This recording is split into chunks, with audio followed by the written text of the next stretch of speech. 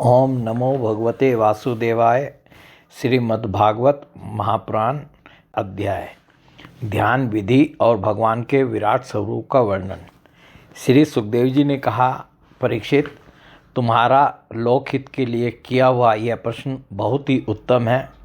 मनुष्यों के लिए जितनी भी बातें सुनने, स्मरण करने या कीर्तन करने की हैं, उन सब में यह श्रेष्ठ है। आत्मज्ञानी महापुरुष ऐसे प्रश्न का बड़ा आदर करते हैं। राजेंद्र, जो गृहस्थ घर के काम धंधों में उलझे हुए हैं, अपने स्वरूप को नहीं जानते, उनके लिए हजारों बातें कहने, सुनने एवं सोचने करने की रहती हैं। उनकी सारी उम्र यूँ ही बीत जाती है। उनकी रात नींद या स्त्री प्रसंग से कटती है और दिन धन की हाय हाय या कुटुंबियों के भरण पोषण में समाप्त हो जाता है। संसार में जिन्हें अपना अत्यंत घनिष्ठ संबंधी कहा जाता है, वे शरीर, पुत्र, स्त्री आदि कुछ नहीं है, असत हैं। परंतु जीव उनके मोह में ऐसा पागल सा हो जाता है कि रात दिन उनको मृत्यु का ग्रास होते देखकर भी चेतता नहीं। इसलिए परीक्षित, जो अभय पद को प्राप्त करना चाहता है, उसे तो सर्वात्मा, सर्वशक्तिमान भगवान श्री कृष्ण की ही लीलाओं का श्रवण, कीर्तन और स्मरण करना चाहिए।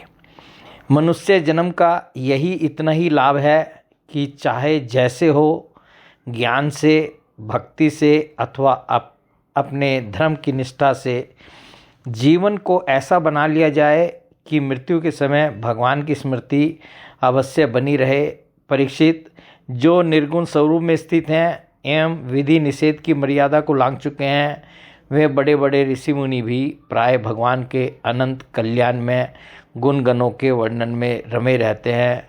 द्वापर के अंत में इस भगवत रूप अथवा वेद तुल्य श्रीमद्भागवत नाम के महापुराण का अपने पिता श्री कृष्ण द्वैपायन से मैंने अध्ययन किया था। राजऋषि, मेरी निर्गुण स्वरूप परमात्मा में पूर्ण निष्ठा है, फिर भी भगवान श्री कृष्ण की मधुर लीलाओं ने बलात् मेरे हृदय को अपनी ओर आकर्षित कर लिया। यही कारण है कि मैंने इस पुराण का अध्ययन किया। तुम भगवान के परम भक्त हो, इसलिए तुम्हें मैं इसे सुनाऊंगा। जो इसके प्रति श्रद्धा रखते हैं, उनकी शुद्ध चित्तवृत्ति भगवान श्री कृष्ण के चरणों में अनन्य प्रेम के साथ बहुत शीघ्र लग जाती है। जो लोग लोक या परलोक की किसी भी वस्तु की इच्छा रखते हैं या इसके विपरीत संसार में दुख का अनुभव करके जो उससे विरक्त हो गए हैं और निर्भय मोक्ष पद को प्राप्त करना चाहते हैं, उन साधकों के लिए तथा योग संपन्न सिद्ध ज्ञानियों के लिए भी समस्त शास्त्रों का यही निर्णय है कि वे भगवान के नामों का प्रेम से संकीर्तन करें।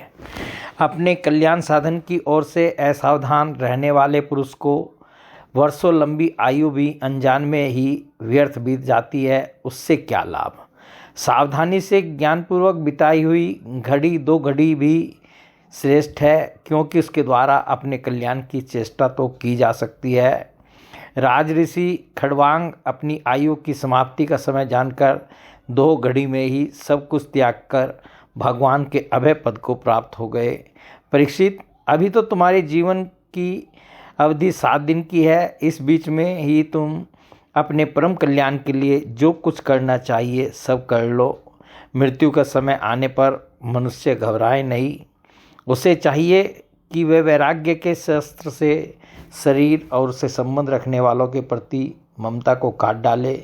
धैर्य के साथ घर से निकलकर पवित्र तीर्थ के जल में स्नान करे और पवित्र तथा एकांत स्थान में विधि पूर्वक आसन लगाकर बैठ जाए। तत्पश्चात परम पवित्र ए, उ, मैं इन 3 मात्राओं से युक्त प्रणव का मन ही मन जप करे।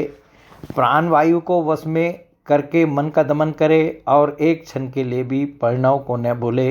बुद्धि की सहायता से मन के द्वारा इंद्रियों को उनके विषयों से हटा ले और कर्म की वासनाओं से चंचल हुए मन को विचार के द्वारा रोककर भगवान के मंगलमय रूप में लगाए। स्थिर चित्त से भगवान के श्री विग्रह में से किसी एक अंग का ध्यान करे। इस प्रकार एक एक अंग का ध्यान करते करते विषय वासना से रहित मन को पूर्ण रूप से भगवान में ऐसा तल्लीन कर दे कि फिर और किसी विषय का चिंतन ही न हो। वही भगवान विष्णु का परमपद है, जिसे प्राप्त करके मन भगवत प्रेम रूप आनंद से भर जाता है। यदि भगवान का ध्यान करते समय मन रजोगुण से विकसित या तमोगुण से मूढ़ हो जाए तो घबराए नहीं। धैर्य के साथ योग धारणा के द्वारा उसे वश में करना चाहिए, क्योंकि धारणा उक्त दोनों गुणों के दोषों को मिटा देती है। धारणा स्थिर हो जाने पर ध्यान में जब योगी अपने परम मंगल में आश्रय यानी भगवान को देखता है, तब उसे तुरंत ही भक्ति योग की प्राप्ति हो जाती है। परीक्षित ने पूछा, ब्राह्मण, धारणा किस साधन से किस वस्तु में किस प्रकार की जाती है और उसका क्या स्वरूप माना गया है, जो शीघ्र ही मनुष्य के मन का मैल मिटा देती है। श्री सुखदेव जी ने कहा, परीक्षित, आसन, श्वास, आसक्ति और इंद्रियों पर विजय प्राप्त करके फिर बुद्धि के द्वारा मन को भगवान के स्थूल रूप में लगाना चाहिए। यह कार्य रूप संपूर्ण विश्व जो कुछ कभी था, है या होगा, सब का सब जिसमें दिख पड़ता है, वही भगवान का स्थूल से स्थूल और विराट शरीर है। जल, अग्नि, वायु, आकाश, अहंकार, महत्व और प्रकृति, इन 7 आवरणों से घिरे हुए इस ब्रह्मांड शरीर में जो विराट पुरुष भगवान हैं, वे ही धारणा के आश्रय हैं। उन्हीं की धारणा की जाती है।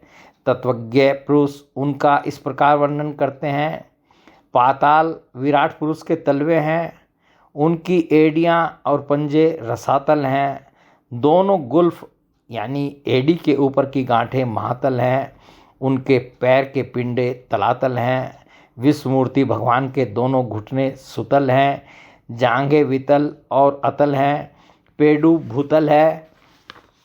और परीक्षित, उनके नाभि रूप सरोवर को ही आकाश कहते हैं। आदि पुरुष परमात्मा की छाती को स्वर्गलोक, गले को महलोक, मुख को जनलोक और ललाट को तपोलोक कहते हैं। उन सहस्र सिर वाले भगवान का मस्तक समूह ही सत्यलोक है। इंद्र आदि देवताएं उनकी भुजाएं हैं। दिशाएं कान और शब्द श्रवणेन्द्रिय हैं। दोनों स्वनिकवार उनकी नासिका के छिद्र हैं। गंध घ्राणेन्द्रिय हैं और धधकती हुई आग उनका मुख है। भगवान विष्णु के नेत्र अंतरिक्ष हैं, उनमें देखने की शक्ति सूर्य है। दोनों पलके रात और दिन हैं। उनका भ्रू विलास ब्रह्मलोक है। तालु जल है और जीवा रस। वेदों को भगवान का ब्रह्मानंद कहते हैं और यम को दाढ़ें। सब प्रकार के स्नेह दांत हैं और उनकी जग मोहिनी माया को ही उनकी मुस्कान कहते हैं। यह अनंत सृष्टि उसी माया का कटाक्ष विक्षेप है। लज्जा ऊपर का होठ और लोभ नीचे का होठ है। धर्म स्तन और अधर्म पीठ है। प्रजापति उनके मुतेंद्रिय हैं। मित्रा वरुण अंडकोश हैं। समुद्र कोक है और बड़े बड़े पर्वत उनकी हड्डियां हैं। राजन विष्णुमूर्ति विराट पुरुष की नाड़ियाँ नदियाँ हैं। वृक्ष रोम है। परम प्रबल वायु श्वास है। काल उनकी चाल है और गुणों का चक्कर चलाते रहना ही उनका कर्म है। परीक्षित, बादलों को उनके केस मानते हैं। संध्या उन अनंत का वस्त्र है। महात्माओं ने अव्यक्त यानी मूल प्रकृति को ही उनका हृदय बतलाया है और सब विकारों का खजाना उनका मन चंद्रमा कहा गया है। महत्व को सर्वात्मा भगवान का चित्त कहते हैं और रुद्र उनके अहंकार कहे गए हैं। घोड़े, खच्चर, ऊंट और हाथी उनके नख हैं। वन में रहने वाले सारे मृग और पशु उनके कटी प्रदेश में स्थित है। तरह तरह के पक्षी उनके अद्भुत रचना कौशल हैं। स्वयंभू मनु उनकी बुद्धि है और मनु की संतान मनुष्य उनके निवास स्थान है। गंधर्व, विद्याधर, चारण और अप्सराएं उनके षडज आदि सौरों की स्मृति हैं। दैत्य उनके वीर्य हैं। ब्राह्मण मुख, क्षत्रिय भुजाएं, वैश्य जंघाएं और शूद्र उन विराट पुरुष के चरण हैं। विविध देवताओं के नाम से जो बड़े बड़े द्रव्य में यज्ञ किए जाते हैं वे उनके कर्म हैं। परीक्षित, विराट भगवान के स्थूल शरीर का यही स्वरूप है, सो मैंने तुम्हें सुना दिया। इसी में मुमुक्षु पुरुष बुद्धि के द्वारा मन को स्थिर करते हैं, क्योंकि इससे भिन्न और कोई वस्तु नहीं है। जैसे स्वप्न देखने वाला स्वप्नावस्था में अपने आप को ही विविध पदार्थों के रूप में देखता है, वैसे ही सबकी बुद्धि वृत्तियों के द्वारा सब कुछ अनुभव करने वाला सर्वंतर्यामी परमात्मा भी एक ही है। उन सत्य स्वरूप आनंद निधि भगवान का ही भजन करना चाहिए। अन्य किसी भी वस्तु में आसक्ति नहीं करनी चाहिए, क्योंकि यह आसक्ति जीव के अधपतन का हेतु है। बोलिए भगवान श्री कृष्ण की जय।